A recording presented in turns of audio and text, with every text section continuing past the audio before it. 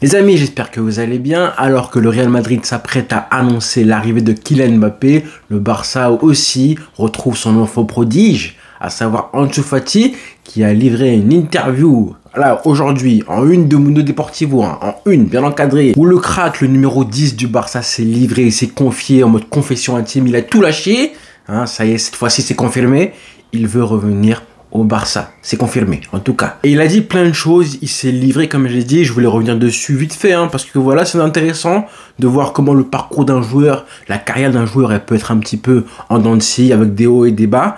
Mais là, on est quand même face à l'enfant prodige, le numéro 10 du Barça, qu'on a annoncé évidemment comme l'héritier de Messi, etc., etc. Il y a 3 ans, 4 ans de ça, jamais de la vie, on aurait pu croire que sa carrière serait au point mort. Parce que pour moi, elle est pratiquement au point mort, elle est sur le déclin complet. Et là, ce qu'il a dit, franchement, ça me fait de la peine parce que c'est un bon gars, Ansu Fati. En tout cas, ça a l'air d'être un bon gars. C'est juste que c'est un petit peu allé trop vite pour lui. Il est un petit peu victime du foot d'aujourd'hui. C'est le mec, la carrière, il est propulsé trop vite par son club. Un club instable comme le Barça. Numéro 10, c'est tout, etc.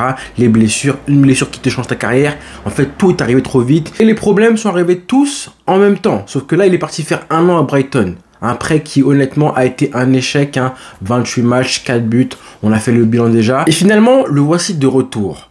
Pas du tout dans la même situation qu'il y a 1 an, pas du tout dans le même contexte qu'on aurait pu croire qu'il allait revenir. Il y a 1 mois de ça, quand Xavi était encore en poste et qu'il annonçait qu'il restait au Barça, jamais de la vie, je pense qu'on était tous d'accord pour se dire qu'il fallait qu'Ansu Fati parte du club, qu'il ne reviendrait pas au Barça, qu'il fallait négocier un nouveau prêt ou une vente définitive. En tout cas, je pense que son avenir au Barça était complètement incertain.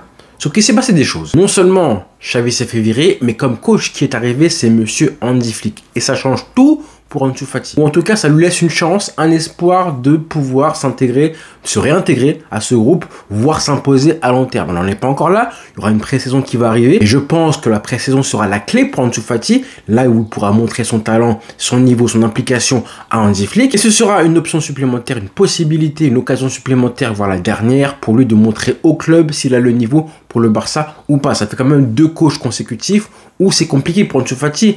Après Xavi et ensuite De Zerbi à Brighton, ça fait 2 coachs qui n'ont pas été convaincus par Ansu Fati. Ça fait beaucoup parce que De Zerbi, on pensait tous, je pense que tout le monde pensait que De Zerbi allait le faire progresser, allait le faire jouer, compter sur lui, allait contribuer à lui redonner la confiance qu'il avait perdue. Et ce qui s'est passé, c'est qu'Ansu Fati n'a pas beaucoup joué, qu'il s'est blessé et que pour couronner le tout, j'ai envie de dire cerise sur le gâteau ou pompon sur la Garonne, là on a quand même un coach De Zerbi qui a dit comme ça en conférence de presse qu'il en attendait beaucoup plus d'Ansu Fati. Il a même remis en cause son implication, son travail. Donc ça fait beaucoup et pourtant, j'ai envie de dire, quand je vois l'interview qu'a livré Ansu Fati à Mundo Deportivo, là je sens un joueur pour qui partir 1 an du Barça a fait vraiment du bien mentalement.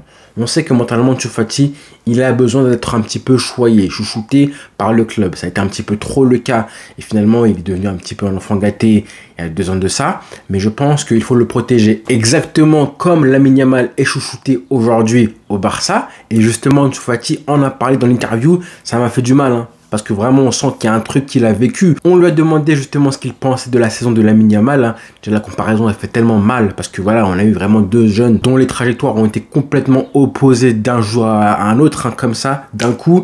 Et il dit que justement, il a vu la saison de Lamine Yamal, qu'il l'a côtoyé à l'entraînement et en match, que pour lui, c'est une star. Il a tout pour atteindre le sommet. Mais je pense qu'il faut prendre soin de lui et lui donner tout ce dont il a besoin pour y arriver. Il faut le protéger.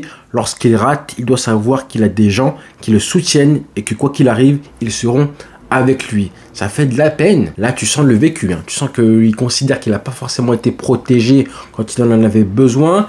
Et c'est limite un message envoyé à la direction, à Xavi peut-être aussi. Et ça, c'est les mots d'un joueur qui a l'air d'avoir un petit peu mûri, pris conscience de ce qui s'est passé. Voilà, il a mangé des coups, mais il s'est relevé. En tout cas, il se relève progressivement. Et c'est le genre d'expérience qui te fait prendre en maturité. Et même les mots de De Zerbi, quand il avait un petit peu tiré sur lui en conférence de presse, je pense qu'à long terme, ça lui fera du bien. Qu'il a compris et appris pas mal de choses en première ligue, l'intensité, le travail, la rigueur, etc. Peut-être qu'il avait besoin de ça il y a un an, de couper complètement avec le Barça, de couper un petit peu avec le confort familial de la ville et tout, de la Masia, et que son échec à Brighton lui permettra de comprendre ce qui n'allait pas dans sa méthode de travail. Et il en parle justement, quand on lui demande ce qu'il a vécu comme expérience à Brighton, il dit que jouer dans un championnat comme la Première Ligue permet de s'améliorer dans tous les domaines.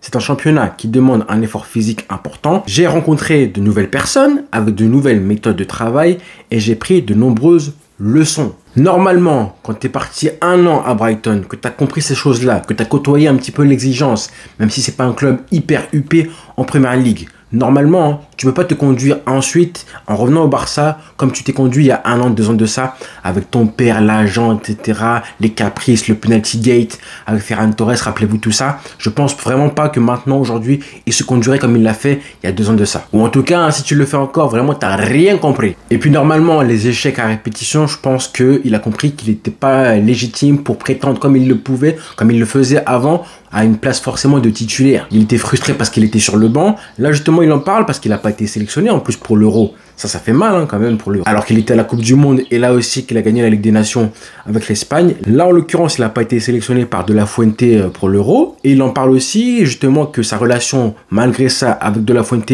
a toujours été très bonne parce que le coach a toujours été honnête avec lui. Même dans les moments difficiles, il l'a appelé et lui a expliqué pourquoi il l'a pas sélectionné. Je pense que c'est un entraîneur très proche qui prend soin de ses joueurs. C'est quelque chose que j'apprécie vraiment. Et ça, c'est important pour Ansu Fati d'accepter les décisions du coach, de comprendre pourquoi il ne joue pas. Parce qu'aujourd'hui, malgré toutes les bonnes intentions qu'il a, même s'il prétend être revenu à 100% physiquement, et voilà, qu'il a progressé, mûri, pris en maturité, on va être honnête. Aujourd'hui, il ne peut pas prétendre à une place de titulaire au Barça. C'est juste pas possible. À l'heure où on parle, je pense que tout le monde est au courant qu'Ansu Fati, et lui-même aussi est au courant, qu'il n'est pas titulaire. Si demain il y avait un match du Barça, jamais de la vie, il serait titulaire au Barça aujourd'hui. Je le sais, nous le savons, vous le savez tous. Donc en gros, il va devoir regagner sa place, travailler pour bousculer la hiérarchie, même si sur le côté gauche, il n'y a pas forcément grand-chose. À un poste, soit il est gauche, soit numéro 9, qui pourrait être les siens l'année prochaine, il n'y a pas forcément grand monde. Je pense qu'il pourrait largement passer devant des mecs comme Marc Guiu, comme Victor Roque, comme même peut-être Joao Félix sur le côté gauche. S'il travaille, retrouve sa confiance, marque des buts, est régulier, etc., il pourrait passer devant ces mecs-là assez facilement. Je pense que vous avez réussi à voir le nouveau format de la Ligue des Champions qui va arriver dès août prochain. On a tous compris que les clubs devaient avoir un effectif hyper riche et fourni pour aller jouer ces matchs-là, tous les 3 jours, des gros matchs, etc. Ce sera hyper important d'avoir un gros effectif. Donc Ansu Fati aura du temps de jeu si vraiment il est à son niveau. Plutôt s'il réussit à convaincre évidemment Hansi Flick. Et pour ça, honnêtement, là comme je disais, avec Xavi ça aurait été compliqué. Mais là avec Flick, qui veut jouer en 4-2-3-1, avec des ailiers rapides, mais qui savent aussi du coup marquer des buts, une bonne finition, parce que avoir un ailier comme Dembélé, je pense que Flick n'aimerait pas. Des ailiers qui aiment prendre la profondeur, qui percutent, même sans savoir dribbler, parce que c'est pas un dribbleur hors pair, Ansu Fati, loin de là, mais qui sait percuter. Et des ailiers à qui tu donnes une liberté de mouvement, c'est ce que fait Hansi Flick. Franchement, Ansu Fati, c'est un profil qui pourrait vraiment aimer. Comme par hasard, évidemment, il en parle dans l'interview, comme quoi il dit qu'il a rencontré Hansi Flick, Ansu Fati, quand il était à Brighton. Apparemment, Hansi Flick est parti à Brighton assister à un match de l'équipe de De Zerbi cette saison. Il est venu visiter le club un jour. J'ai pu le rencontrer. Je lui souhaite le meilleur. Il arrive dans le meilleur club du monde et je suis sûr qu'il s'en sortira très bien. Donc, on peut être sûr que Hansi Flick, à l'heure où on parle là, il a déjà une idée sur le cas d'Ansu Fati. Je pense qu'il a observé, il est parti voir à Brighton un petit peu ce qu'il pouvait apporter. J'en ai parlé en vidéo, mais Hansi Flick, c'est un observateur incroyable qui observe très souvent les jeunes de chaque équipe.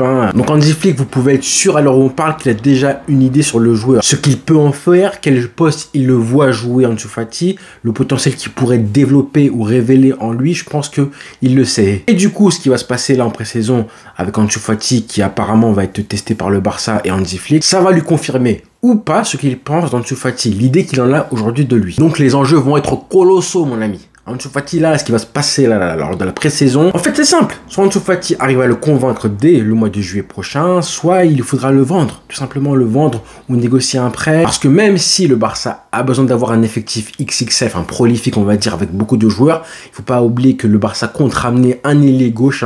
Ça parle de Nico Williams, hier ça a parlé de Kingsley Coman, bref. Je pense que ce poste-là, il y a vraiment du coup une vraie hiérarchie qui voudra être mise par Hansi Flick, avec un titulaire en puissance et des remplaçants remplaçant potentiel, comme c'est déjà le cas à ce poste de numéro 9 avec Lewandowski et les autres, Victor Oké, Marc Guiu. Et là, il y aura juste des petites mètres à ramasser de Lewandowski. Et il y a un poste aussi où je vois Ansu Fati jouer, c'est le poste justement de 9,5 derrière l'attaquant.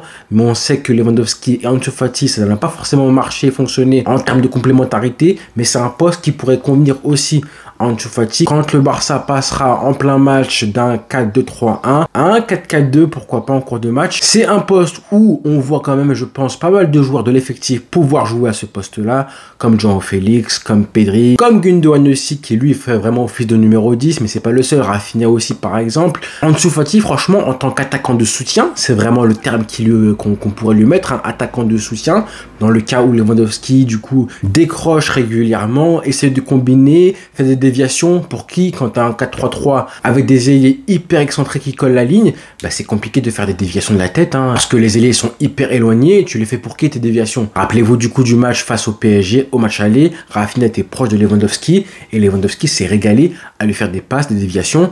Là, Ansu Fati pourrait avoir ce rôle-là aussi. Attaquant de soutien, tout simplement. Les termes. Le terme nous dit tout. Ansu Fati, si jamais il accepte son rôle de remplaçant, j'ai envie de dire qu'on sait que Xavi n'a pas forcément bien géré son cas individuellement. Là, on se dit qu'Hansi Flick, avec son vécu, ses qualités managériales aussi, comment il gère les jeunes joueurs en général, bah t'as envie d'y croire. Encore une fois, lui laisser une chance parce que voilà, c'est un bon garçon, c'est un bon joueur, il a du talent. Mentalement, c'est là le problème. On sait que c'est là mentalement le problème pour qu'il puisse un petit peu retrouver l'insolence, les dribbles, l'insouciance qu'il avait avant.